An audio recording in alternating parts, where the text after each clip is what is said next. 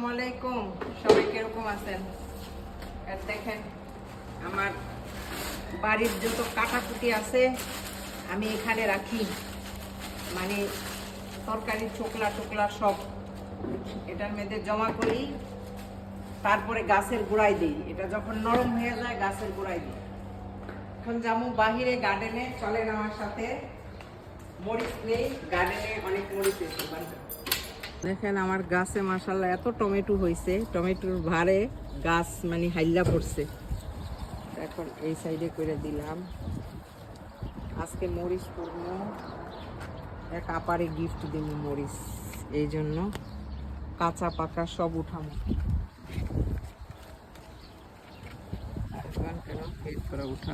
তো আজকে এই মরিচ তুললাম।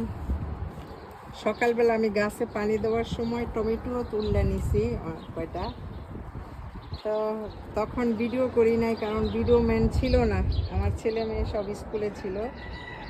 এখন আসছে দেখা মানে একটু ভিডিও করলাম। তো আমার টুনটুনি গার্ডেন দেখাও সবকো, সবাই দেখছেন আমার গার্ডেন, টুনটুনি গার্ডেন মাশাআল্লাহ। আমি সপ্তাহে এই কয়টা করে মরিচ নেই। আমি এখন মরিচ কিনি না, আলহামদুলিল্লাহ আমার গার্ডেনের মরিচই খাই। কয়দিন পরে এই যে দুধ কচু ভিতরেও হয়েছে বাহিরেও হয়েছে, খাইতে পারবো, কিন্তু এবার লাউ শাক খাইতে পারি নাই। তারপরে দেখাও আমার গাছে বেগুন হয়েছে, এই যে আমার ছোট ছোট গাছে দেখেন বেগুন।